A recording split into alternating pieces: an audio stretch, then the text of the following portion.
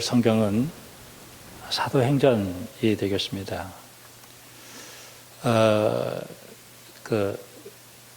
마태, 마가, 누가, 요한, 예수님의 이 탄생과 그리고 삶, 그리고 고난당하시고 십자가 지시고 부활하셨다. 그리고 재림하신다. 사실 이 복음의 완성은 이것이 온 세계에 증거되어지는 것까지가 복음의 완성입니다. 그래서 이 사도행전은 그 복음이 증거되어지는 과정을 얘기하고 있어요. 제가 기도하는 가운데서도 잠깐 얘기했습니다마는 예수님을 누구든지 받아들일 수가 없어요. 누구든지 받아들일 수가 없습니다. 근데 예수님께서는 심판받을 자를 향해서는 그냥 버려요. 근데 구원하는 자들은 주님이 강제로 마음을 열어요. 그게 강권한다는 말이에요. 강제로 열어. 특별히 그 약한 사람들을 주님이 열었어요. 죄인들, 세리들 열어서 이제 예수 믿게 만든 그 공동체를 주님이 지켜주시는데, 이 작은 공동체가 이제 해야 될 일이 이제 선교하게 되어지는 것입니다. 근데 이들도 예수님이 십자가 지셨을 때 이제 무서워서 있을 때 1장 8절을 보면은 그 사도행전을 끌고 가는 전체 주제가 하나가 딱 나와요. 성령이 임하시면 너희가 권능을 받고 온 유대와 사마리아 땅끝까지 이르러 내 증인이 되게 해주겠다. 이게 교회에 대한 사명이에요. 근데 이 작은 공동체는 사실 힘이 없는 공동체예요. 성령이 임하죠. 그래서 교회가 생겨지게 되는 것입니다. 이게 교회에 이제 이 성령의 역사로 교회가 놀라운 일들을 일으키게 되는데, 어떤 분들은 기도하면서 이런 얘기를 해요. 마가의 다락방의 역사를 또 일으켜달라. 그건 아니에요. 한 번 교회에 성령이 들어오면 성령은 떠나지 않아요. 그걸 여러분 잘 기억해야 돼요. 그러니까 마가의 다락방의 역사는 한 번 유일회적이에요. 예수님의 십자가의 사건도 과거도 없고 미래도 없고 딱 한 번으로 끝나는 거예요. 완성되어진 거예요. 그리고 그 교회와 함께 이 성령의 능력 안에 있는 교회가 일을 하는데, 그 3장에서 아주 이 큰 일을 일으키는데, 베드로와 요한이 성전에 올라가다가 40년 동안 걷지 못한 지체 부자요 그 장애인이 하나가 있어요. 예수의 이름으로 일어나라. 그때 딱 일어난 거예요. 너 누가 고쳤냐? 그랬을 때 너희들이 죽인 예수가 살아서 고쳤다. 이게 이제 엄청난 이제 그 사건을 일으키게 되는 거죠. 야, 저거 가만 놔뒀다가는 큰일 나겠다. 그래서 막 외부적으로 핍박이 오고, 그런 이 일들이 일어나게 되었습니다. 그러나 이제 회개한 사람들에게는 성령을 받는다. 그러니까 그 40년 동안 걷지 못한 사람을 고친 사건이 엄청난 핍박과 함께 교회에 부흥하는 사건이 일어나게 되었어요. 그리고 이제 5장에서는 내부적인 분열인데, 아나니아와 삽비라의 사건이 나오죠. 성령님 그런 일들. 그 다음에 이제 구제하는 일 때문에 7집사 세우고 스데반이 이제 순교를 당합니다. 그때 교회는 그 순교와 함께 이제 흩어지는데, 복음과 함께 전 세계로 흩어져 나가는 거예요. 그래서 이 교회가 이제 부흥되는데, 베드로의 역사는 8장까지 끝나고 10장까지 가는구나. 그 다음에 이제 사도 바울이 이제 이어서 1차, 2차, 3차 전도 여행을 하고 로마까지, 그러면서 이제 그 교회가 세워지는 과정을 그린 게 사도행전입니다. 여러분들이 집에 가셔서 제가 얘기하는 거를 듣고 사도행전을 읽으면 이게 복음이 이렇게 되어지는구나 하는 것을 알 수 있게 되어질 것입니다. 자, 오늘 제가 이제 추수감사절 때 설교한 본문을 이렇게 찾아보니까 하박국이 참 많더라고요. 저는 어느 장로님을 만나서 이야기하는데, 우리 교회 목사님은 너무 구약을 많이 얘기를 해서 재미가 없다 이러더라고. 한동안 생각을 했어요. 그럼 이 구약 다 없애버릴까? 듣기 싫으니까. 그리고 구약은 어려워요. 일단 역사니까. 우리가 이렇게 생각을 할 필요가 있어요. 비록 어렵고 힘들어도 구약도 하나님 말씀이다. 이렇게 받아들이는 게 참 좋았고요. 그 다음에 한스 발트 볼프라고 하는 그 구약 신학자가 있는데, 신약에서 우리는 예수님 만나요. 그리고 구약을 가서 그 예수님의 역사를 다시 조명을 해요. 그리고 다시 신약으로 돌아와야 된다. 이 얘기를 하는데 참 일리가 있는 얘기예요. 저는 오늘 이 말씀을 보면서요. 참 너무 제가 이 말씀을 볼 때마다 참 오늘 또 새로워지고 또 은혜가 되고 그 3장 2절에 끝에 진노 중에라도 긍휼을 잊지 마옵소서. 제가 이 말씀 보면서요 정말 너무너무 기뻤어요.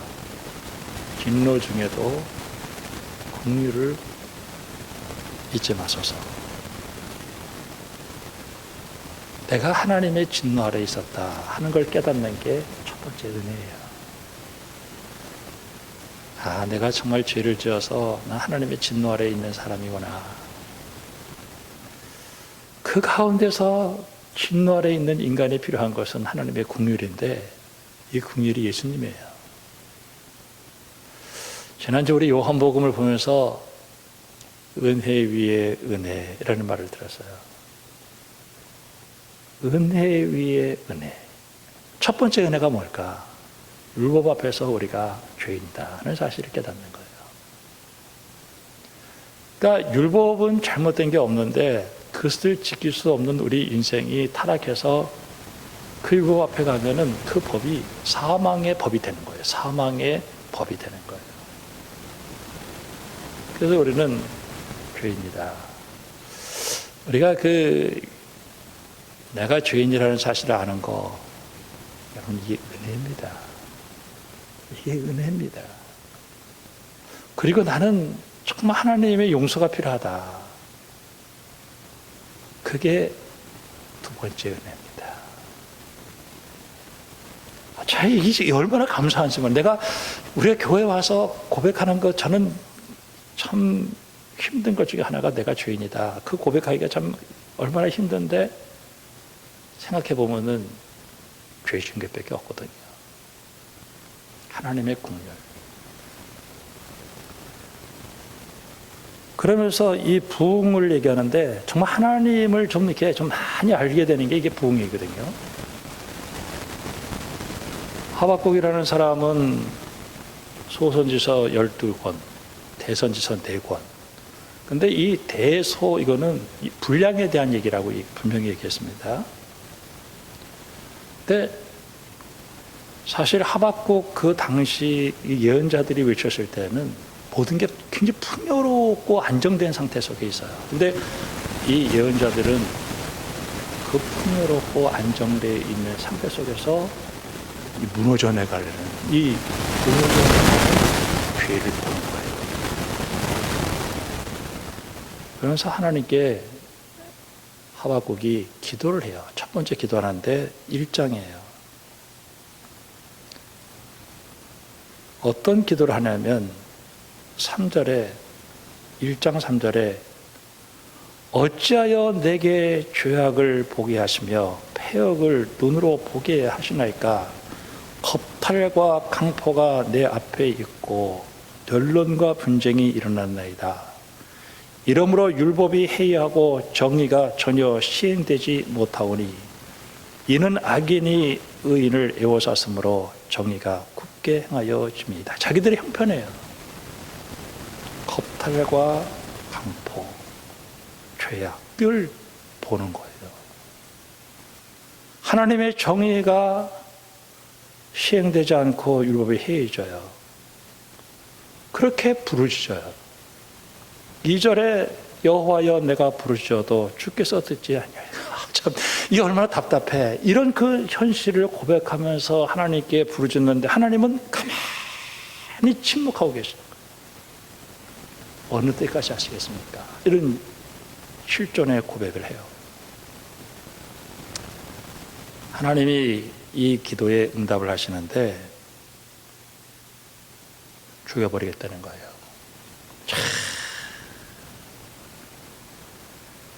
전쟁을 일으킨다라고 하는 거예요. 6절에 보라 내가 사납고 성급한 백성 곧 땅이 넓은 곳으로 다니며 자기의 소유가 아닌 골조들을 점령하는 갈대아 사람, 이 바벨론을 일으킨다는 거예요. 이 죽여버린다는 거예요. 진노에. 이게. 아모스서를 지난 주 금요 기도회 때 보면서 하나님을 사자로 다 표현해요. 사자. 그래서 제가 우리 권사님하고 집사님한테 그래서 저 주요 고등학교 뒤에 사자가 으릉대면 무서워요. 무서워요. 목사님 무서워요. 우리 하나님은 무서우신 분이에요. 근데 요한복음에는 세상 죄를 짊어지고 가는 어린 양으로 표현해 놓고 있는 거예요. 야, 긍휼. 그러면서 7절 말씀 보니까 그들은 두렵고 무서우며 당당함과 위엄이 자기들에게서 나오며 그들의 분만은 표범보다 빠르고 저녁 이리보다 살아오며 그들의 마병은 먼 곳으로부터 빨리 달려오는 마병이라 마치 먹이를 움키려 오는 독수리에 나는 거. 와, 이 엄청난 이 바벨론 갈대아 사람들이 와가지고 이제 다 밟아버리겠다는 거예요. 하나님이 하시는 일이에요. 쭉 이어지고 있습니다. 그러니까 이 선지자가 하나님 12절에 선지자가 이르되 여호와 나의 하나님 나의 거룩하신 이여 주께서는 만세 전부터 계시지 아니하셨나이까 우리가 사망에 이르지 아니하리이다. 여호와여 주께서 심판하기 위하여 그들을 두셨나이다. 반석이시여 주께서 이렇게 쭉 얘기하면서 주께서는 눈을 정결하심으로 악을 참아보지 못하시며 패악을 참아보지 못하시거나 어찌하여 거짓된 자를 판단하며 악인이 자기보다 의로운 사람을 삼게. 여기서 악인이 아무리 하나님 우리가 잘못했다고 하더라도 갈대아 사람보다는 아니지 않습니까? 예를 들어서 이런 거죠. 대한민국의 이 상황을 보면서 하나님 왜 이렇게 세상이 이렇게 태시형처럼 왜 세상이 왜 이렇습니까? 이제 얘기했다고 칩시다. 하나님이 내 북한을 들어서 쓸어버리겠다. 하나님 아무리 잘못했다고 하더라도 우리가 북한보다 나쁘지 않습니까? 이 얘기를 하고 있는 거예요. 그러면서 마치 낚시로 낚고 그물로 이렇게 이제 끌어가는 거죠. 그러면서 이게 옳은 일입니까? 17절 끝에 이게 옳은 일입니까? 아무리 우리가 정말 잘못했다고 하더라도 저렇게 나쁜 나라를 들어서 우리를 치는 게 말이 됩니까? 라고 얘기를 하면서 하나님의 응답을 딱 기다리는 거예요. 2장 1절에 내가 파수하는 곳에 성루에서 서리라. 그가 내게 무엇을 말씀하실지 기다리고 바라보고 나의 질문에 대해 어떻게 대답할지를 보고 있어서요. 하나님 묵시를 주는데 그 묵시를 큰 판에다 새기라는 거예요. 막 달려가면서도 볼 수 있도록 크게 새기라고 하는 거예요. 그리고 그 3절에 묵시는 정한 때가 있는데 그 종말이 속히 이르고 결코 헛되지 않는다. 비록 더딜지라도 기다리라. 지체하니 반드시 응답하리라. 그러면서 뭐라고 말하냐면은 4절 끝에 의인은 믿음으로 말미암아 산다. 너 하나님 믿어라는 거예요. 저는 추수감사주일을 지내면서 내가 뭐를 감사할까? 나는 하나님 믿고 있다는 거 감사해요. 나는 하나님을 믿는다. 그걸 감사해요.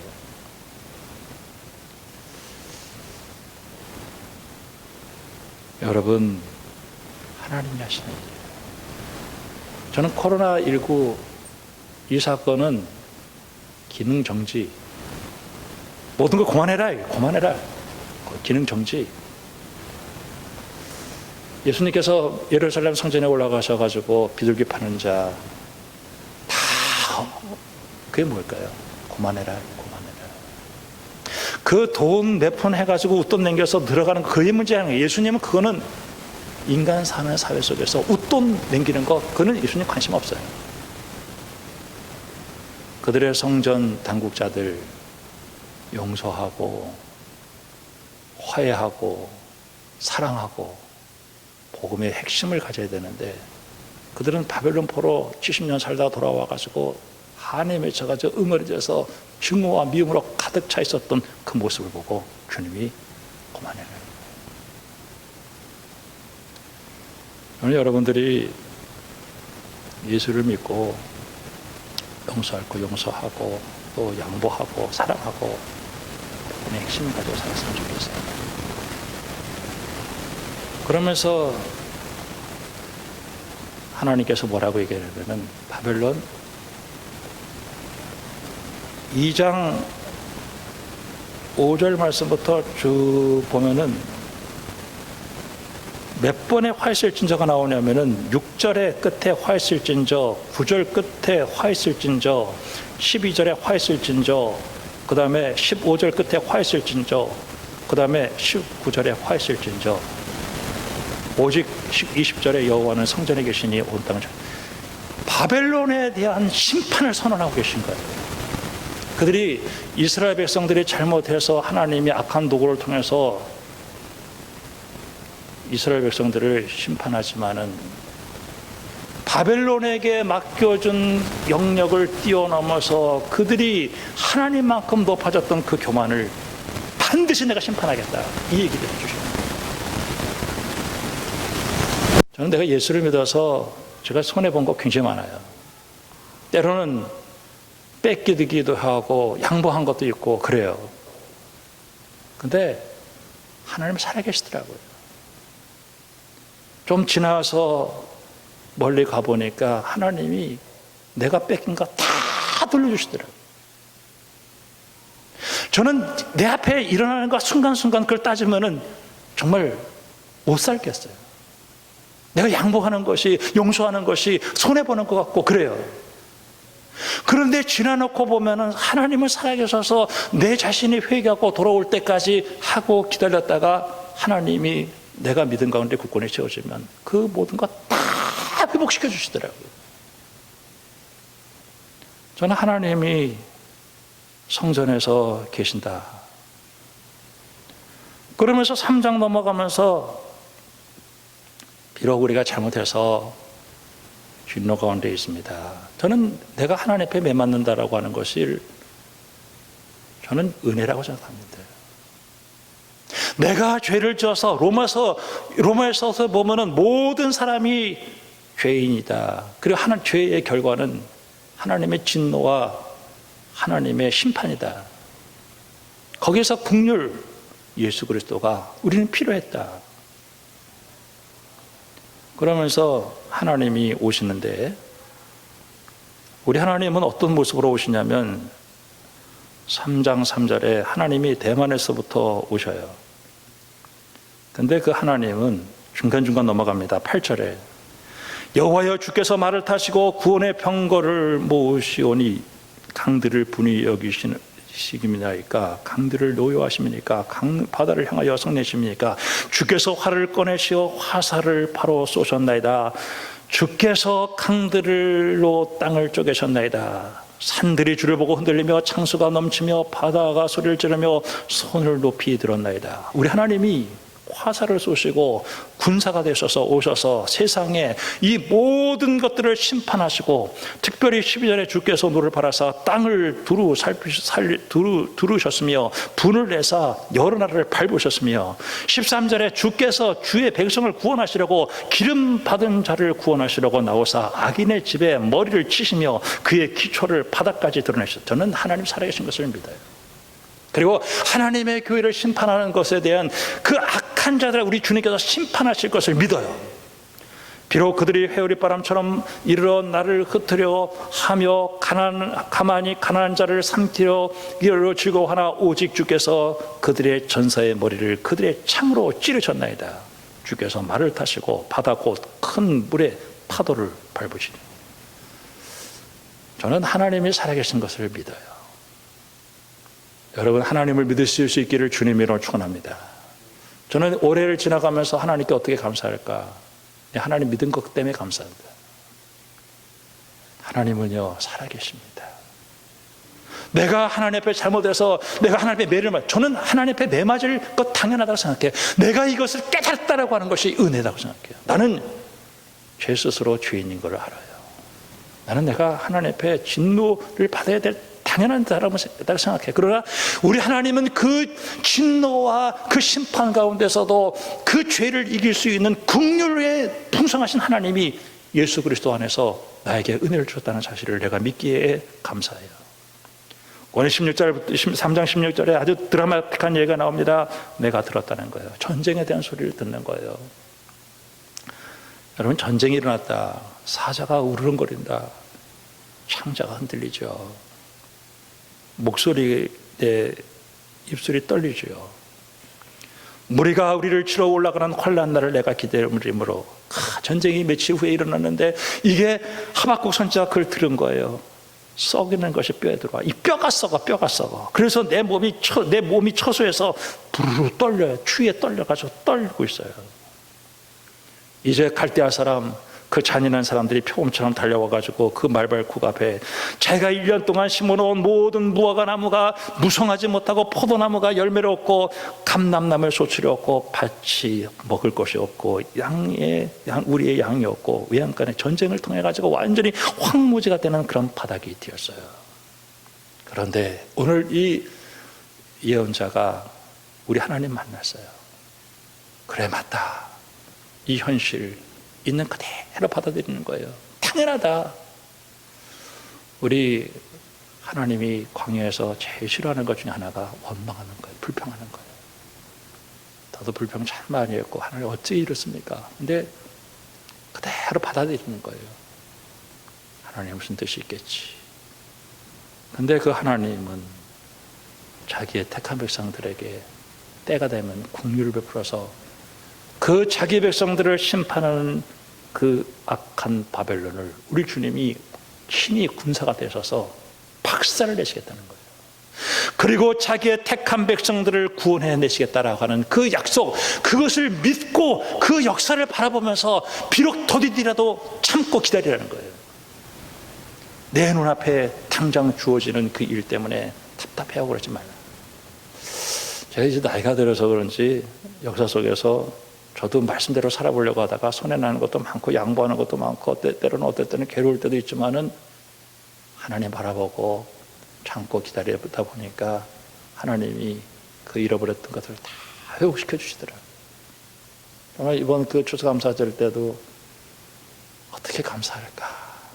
내가 예수님 알았고 성령님 받아서 내 하나님 역사를 바라보면서 하나님 살아계신 것을 보니까 얼마나 감사한지 몰라요. 18절 말씀에 나는 여호와로 말미암아 즐거워하며 나의 구원의 하나님으로 말미암아 기뻐하리로다. 여러분, 예수 잘 믿은 거예요. 그리고 내가 이 역사를 본다는 것이 얼마나 감사한지 몰라요. 비록 진노 가운데에서도 우리 예수님은 나를 버리지 아니하시고 긍휼을 베풀어 주어서 나로 여호와를 찬송하고 나의 발을 사슴과 같게 하사 나의 높은 곳으로 다니게 하시리로다. 여러분, 하나님 높여주셔요. 반드시 높여주셔요.